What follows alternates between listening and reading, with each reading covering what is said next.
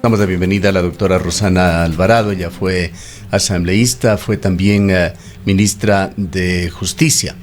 Le damos la bienvenida, doctora Alvarado. Quisiéramos tratar este delicadísimo tema de la crisis carcelaria en Ecuador, que parece no tener fin. Hemos antecedido esta entrevista con declaraciones de dos expertos en el tema. Daniel Pontón, quien es decano del Instituto de Seguridad y Defensa del IAEN, quien ha puesto una pregunta directa pidiéndonos que le hagan a usted de por qué se dio de baja al Ministerio de Justicia. Le vamos a escuchar de inmediato, pero también hemos escuchado, y esto en el reportaje de un escenario periodístico muy importante, el Washington Post, en su podcast diario en español, que lo transmitió ayer al mundo, declaraciones de Alexandra Zumárraga, exdirectora de rehabilitación carcelaria en Ecuador, que pone también sus reparos y entre ellos sugiere que desde que se encargó las cárceles a la policía ecuatoriana a través del SNAI y anteriormente con alguna otra figura, sobrevino la crisis carcelaria. Quisiéramos conocer su opinión. Gracias, Gustavo. Buenos días, Rosana. Un gusto estar con ustedes. Buenos días con todos y todas las personas que nos están escuchando. Bueno, frente a lo primero que escuché la entrevista que hace el sociólogo que da el sociólogo Daniel Pontón, yo no podría responsabilizarme de una decisión que fue tomada por el entonces presidente Lenín Moreno, ¿no? Desapareció varios ministerios, supongo que justificado en ese mensaje hueco y vacío, sin ningún criterio ni razonamiento del Estado obeso.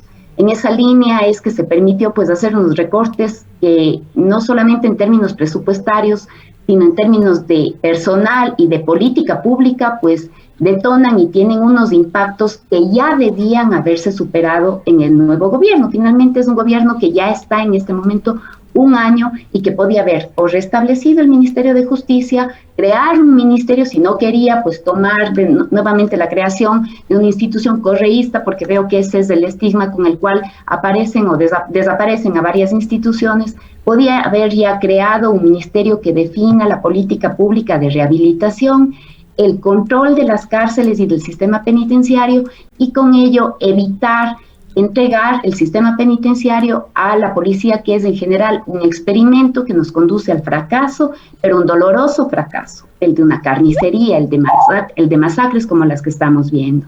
Entonces, vuelvo a decir, Gustavo, cuando yo salgo del Ministerio de Justicia en agosto del 2018, se le encarga el ministerio a otra persona y después de eso se nombra un nuevo ministro de Justicia, que en este caso fue el doctor Ernesto Pazmiño, alguien que conoce del tema de rehabilitación. Después de Ernesto Pazmiño resuelven ya la eliminación del ministerio, borran de un plumazo el ministerio, escindiéndolo en dos secretarías, que venía a ser la de Derechos Humanos, que también pues hay un cambio reciente en la Secretaría de Derechos Humanos, y el Servicio Nacional de Atención a Personas Privadas de Libertad, que le entregan directamente a la policía. Ambas yo considero medidas que de cualquier manera generaron ya, desde el año en que se plantean estas decisiones, generaron un impacto que va a continuar en esta misma línea, porque hay otros elementos adicionales. Yo considero este gobierno no tiene una política de rehabilitación social integral.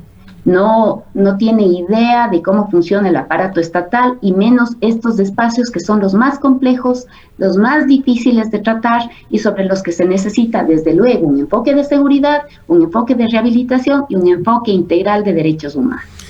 Sin desmerecer la importancia de lo que usted nos está señalando, simplemente para de alguna manera dejar con una respuesta a la inquietud del sociólogo Pontón, ¿qué relación tuvo o puede usted establecer alguna relación, sobre todo cronológica, entre la desaparición del Ministerio de Justicia con el inicio de esta serie de masacres carcelarias? ¿Se puede establecer de alguna manera, como lo sugiere el sociólogo Pontón, una correlación entre estos hechos?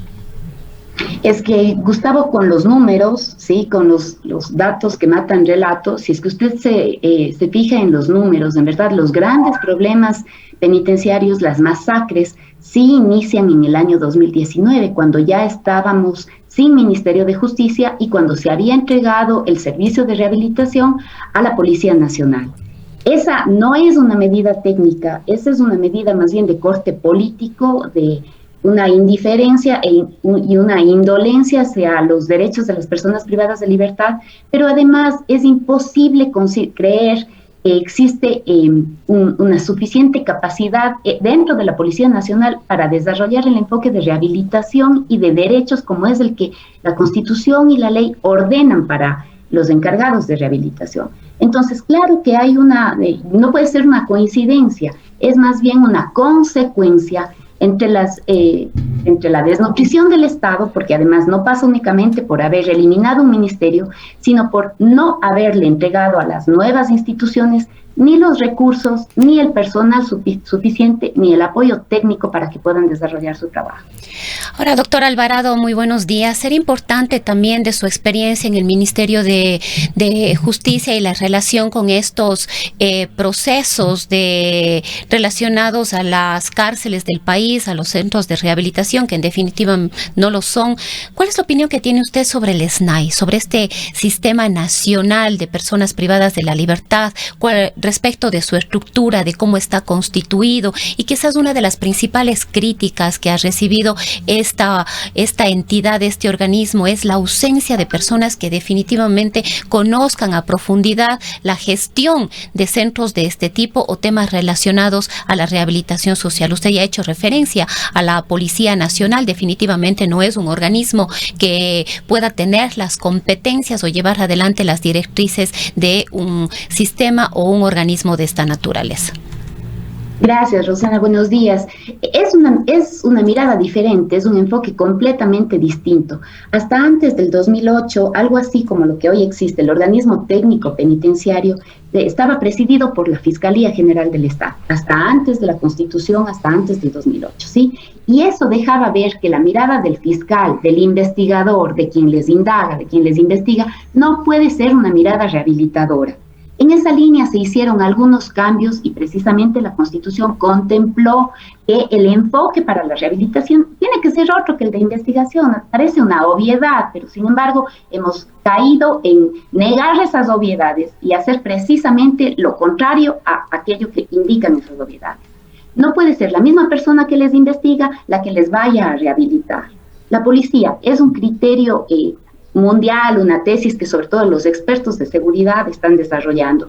La Policía Nacional es una institución que merece estar bajo el control civil, ¿sí? ¿Qué quiere decir? El control de los civiles, de la sociedad civil, no solamente bajo su mismo esquema jerárquico, porque entonces suceden cosas que luego desnaturalizan la función de la misma policía porque no tiene a quién rendirle cuentas, ¿no? Es necesario sujetar civilmente a la policía.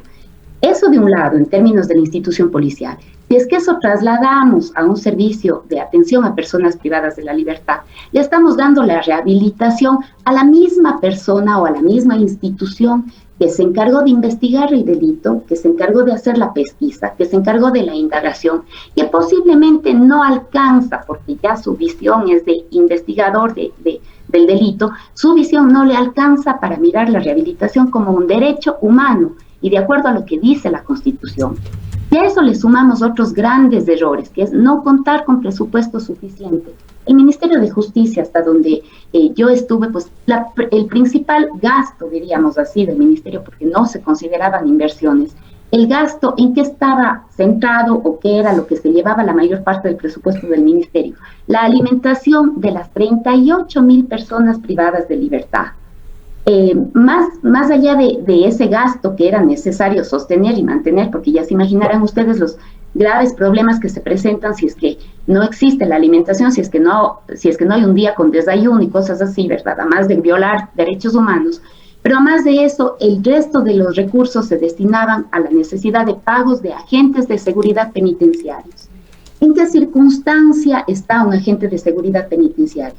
Tiene material de protección, ¿sí? Tiene las armas mínimas disuasivas que se pueden utilizar a nivel de los centros de rehabilitación, tiene escalafón, hoy, ¿no? ¿Tiene escalafón? Es una pregunta, tal como lo establecía la ley orgánica, el Código Orgánico de Entidades de Seguridad Ciudadana, porque precisamente ese código lo que buscaba era establecer escalafones que permitan la profesionalización de los agentes de seguridad penitenciarios, de los que el Ecuador tiene un déficit de más del 100%, más del 100%. Recuerdo, y me parece que los datos no han variado, recuerdo que teníamos menos de 1.500 agentes de seguridad penitenciaria, cuando de acuerdo a las reglas de Naciones Unidas, de organismos internacionales, la regla es que más o menos por cada 10 personas exista un agente de seguridad penitenciaria. Si tenemos más de 40.000 personas privadas de libertad y apenas 1.500 agentes, que ojo, no es que trabajan las 24 horas, hay que hacer los turnos. Estamos hablando de apenas 750 o en el mejor de los casos 800 agentes de seguridad en servicio en su turno en este momento para casi 40.000 personas privadas de libertad o 38.000 PPL. Ahora, doctor Alvarado, nos gustaría también conocer sus criterios sobre las justificaciones que hemos escuchado. ¿Cuánto se relaciona esta crisis carcelaria, estas espantosas masacres, matanzas que hemos podido ver en los últimos meses, 5 en tan solo este año, con la presencia de el narcotráfico, de estas nuevas bandas que estarían fortaleciéndose acá en nuestro país? Causas, usted ya las ha manifestado varias relacionadas ya directamente al Sistema Nacional de Rehabilitación Social, pero ¿cuánto aporta esto que ha sido además público por parte no solo del gobierno nacional, de sus instituciones, de la presencia de estos carteles aquí en el Ecuador? Rosana, hay temas que son estructurales, que conviven con el sistema de rehabilitación, no solo en el Ecuador, sino en el mundo, problemas profundos, ¿sí? Pero naturalmente hay que hacer como una revisión de lo que ha sucedido en los últimos años, el tipo de delitos por los cuales las personas privadas de libertad han sido sentenciados. Y ahí me parece que sí es importante una reflexión sobre el tema del crimen organizado, ¿sí? El crimen organizado traslada sus prácticas sanguinarias, macabras, al interior de los espacios en donde estén, incluidos las cárceles. Si a eso sumamos el criterio de una de las personas que fue entrevistada ayer, pues, tiene toda la razón. O sea, ¿cómo es el ingreso de armas de grueso calibre? ¿Cómo pueden ingresar fusiles a los centros de rehabilitación? ¿Quiénes usan ese tipo de armas? Pues estamos hablando ya de personas cuyo índice de proclividad delictógena, como se llama técnicamente, es elevado, es muy alto. Estamos hablando ya de integrantes de bandas articuladas de crimen organizado. Entonces, sí me parece que hay una presencia o una participación que posiblemente en los años anteriores no era tan frecuente, ¿sí? Porque hay unos problemas globales que son los del narcotráfico, que exigen inclusive unas respuestas supranacionales. Siendo relevante en lo que usted está señalando, y perdóname por la interrupción, quisiera compartir con usted y nuestros oyentes lo expresado el día de ayer, antes de ayer en realidad, por el expresidente Lucio Gutiérrez, brevísimamente, y retornamos con usted. Estamos en crisis en varios sectores. Hay inseguridad ciudadana, hay desempleo, los jóvenes no tienen oportunidades, los jóvenes no pueden entrar a la universidad, etcétera, etcétera. ¿Qué es lo que debe hacer el presidente Lasso?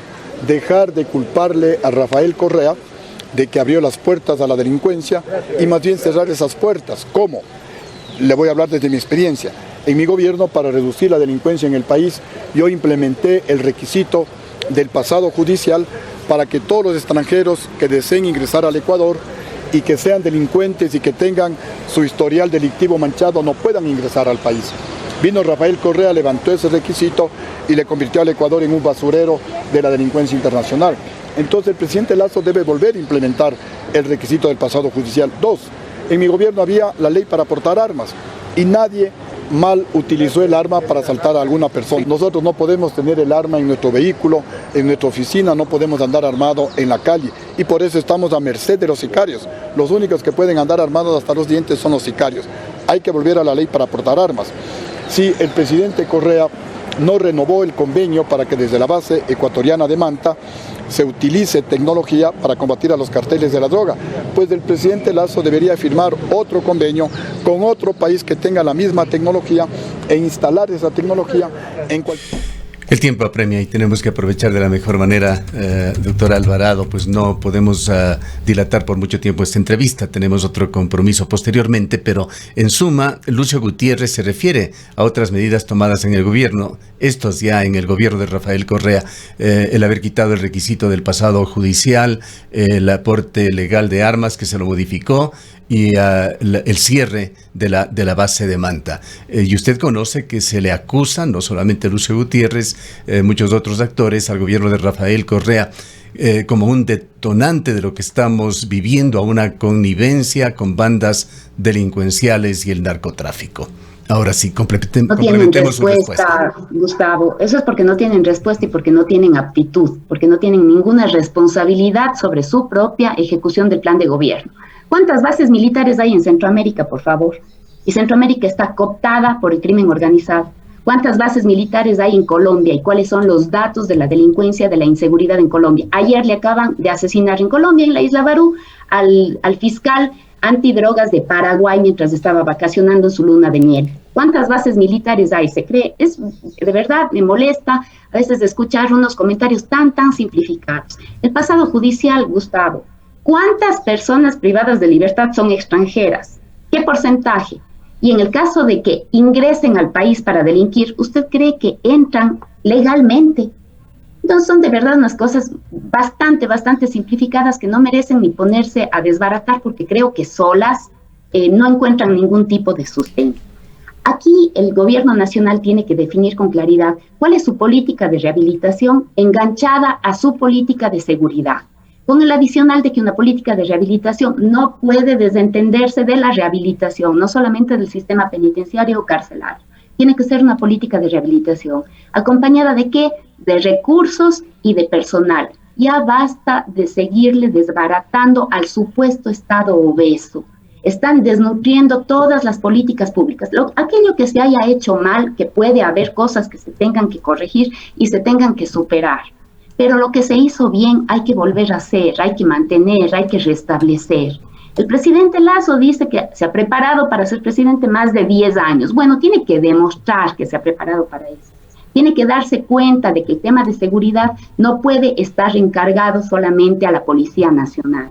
Tiene que plantear frente a eso algunas disposiciones con las cuales todas las autoridades, las diferentes instituciones que conforman el mismo Ejecutivo tienen que dar cuenta de cuáles son las políticas que se están implementando, cuál es el personal que se está contratando, por ejemplo, para subsanar el tema de los déficits de agentes de seguridad penitenciario, cuáles son las personas y cuántas son las personas encargadas de procesar los beneficios penitenciarios, que son las carpetas administrativas con las cuales los jueces resuelven otorgar sea prelibertad o sea cambio de régimen a una persona privada de libertad. Y sobre todo, no puede seguirse lavando las manos después de un año de gobierno, porque entonces está perdiendo, y supongo que las encuestas le alarmarán, está perdiendo el respaldo que decía tener y que por su indolencia, porque mientras está en Israel el uno, mientras está en República Dominicana el otro, y se están solidarizando por Twitter, el país está viviendo una masacre. El día de ayer en nuestro noticiario señalábamos que se está repitiendo en Ecuador un círculo vicioso que no funciona, con soluciones que se pretenden dar a través del cambio de funcionarios, anuncios de presupuestos que tampoco son tan grandes y que tampoco llegan oportunamente, y medidas de emergencia que van resultando evidentemente infructuosas. Pensando, y lo señalamos de la manera más honesta y sincera, doctor Alvarado, de que no es un momento para aprovecharse políticamente de esto, es un momento que llama al civismo, al patriotismo nacional, pues el problema es demasiado serio como para que pueda confundírselo con otros matices. Le preguntamos a usted cuáles son sus sugerencias, qué es lo que se debería hacer en Ecuador a través de su experiencia. Más bien, todos los comentarios que he hecho, Gustavo, han sido bastante técnicos, le digo, bastante estrictos. Los comentarios políticos son los que usted acaba de poner con Lucio Gutiérrez, ¿no? Sí, no le estoy criticando a usted, le estoy pidiendo una última intervención muy clara. El organismo técnico penitenciario es el que encabeza, es el organismo que se constituye para establecer el sistema de rehabilitación social, las políticas públicas. A cargo del organismo técnico penitenciario tiene que estar una persona que, más allá, entiendo que tiene que haber una línea política congruente con la del gobierno, pero tiene que ser una persona que conozca perfectamente la normativa institucional, la normativa legal, nacional e internacional, tiene que conocer de rehabilitación social, del enfoque de derechos, tiene que ser capaz de establecer todas las políticas públicas que tienen que desarrollarse con todos los ministerios, parte del organismo técnico penitenciario. Se tiene que conversar a nivel de las otras funciones del Estado con cómo se va a procesar, por ejemplo, el tema de los indultos. El presidente anunció en el mes de febrero, y eso me parece acertado, los indultos para las personas privadas de libertad que, habiendo cumplido con un porcentaje de la pena, no hayan sido sentenciados por delitos mayores, como son delitos contra las personas, contra la integridad sexual, delitos que ponen en peligro a la sociedad. Los delitos menores podrían ser indultados. ¿De cuántas personas estamos hablando que puedan tramitar ese beneficio después de que el presidente haya concedido el indulto y que la audiencia se haga frente a un juez? Porque esa finalmente ese es el trámite. ¿De cuántas personas estamos hablando? ¿Sí? Es el personal suficiente que permita dar respuesta a todo este amontonamiento de procedimientos con los que están rezagados, que están pues capturados además, porque esa es otra fuente de corrupción. Una persona que podía haber sido liberada porque ha cumplido sea el 40 o sea el 60%, o porque puede ser beneficiaria del indulto, pero el SNAI no le tramita su carpeta, no le tramita el beneficio penitenciario, es una persona a la que se le somete al poder de las mafias extorsivas que existen al interior de los centros de rehabilitación y que conviven inclusive con la participación de elementos estatales. Así como hay gente muy buena, gente de primera, gente íntegra, también hay de los otros, que son los que extorsionan, intimidan, chantajean.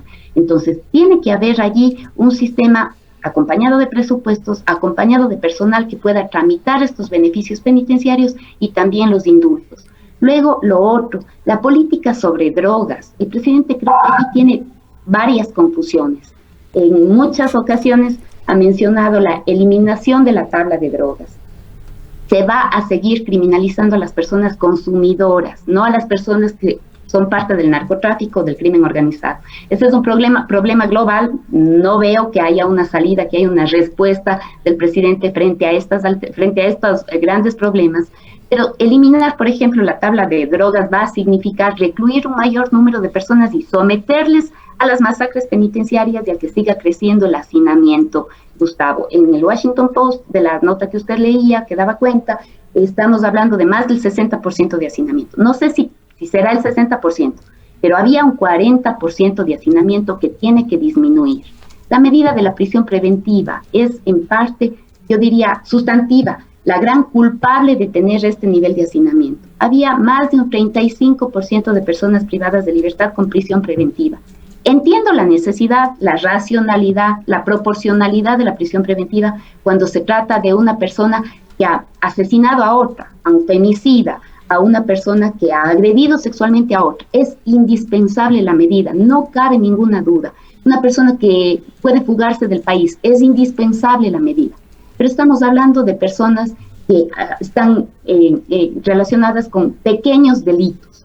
Para esos pequeños delitos debe haber unas resoluciones claras que no le corresponden al Ejecutivo, pero sí al sistema de administración de justicia con el que se tiene que trabajar, definitivamente se tiene que trabajar, no para perseguir, sino para prevenir que estas situaciones se sigan presentando y que el país siga lamentando una carnicería mensual como es lo que está sucediendo.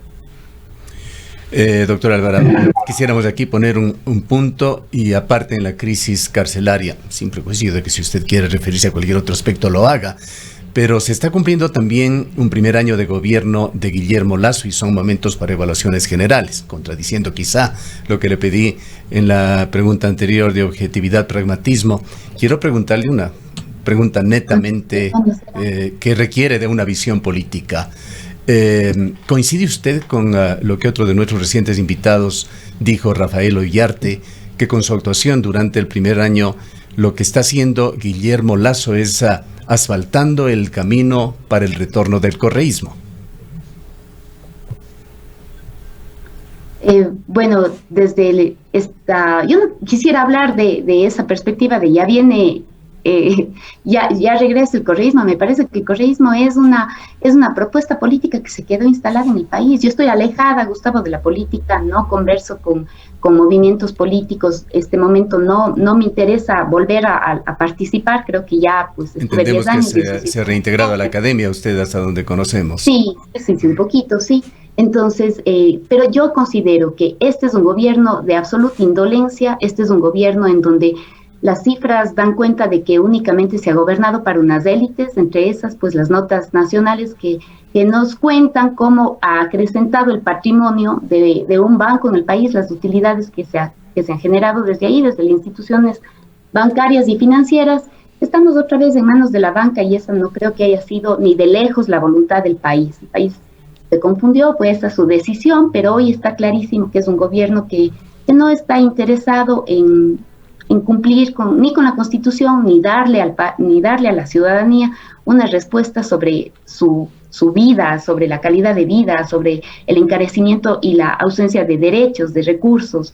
Entonces, me parece que es clarísimo que hoy hay más condiciones para que un gobierno de otra línea, de otra mirada, de la justicia social, pues tenga nuevamente oportunidades de regresar a componer este desastre que se está causando en el país. Bien, queremos agradecerle, doctora Alvarado, por habernos acompañado. Gracias, Gustavo. Gracias, Rosana. Buenos días. La doctora Rosana Alvarado fue exasambleísta, ocupó varias funciones en el gobierno de Rafael Correa y en el gobierno de Lenín Moreno. El último, si no me equivoco, fue la de ministra de Justicia.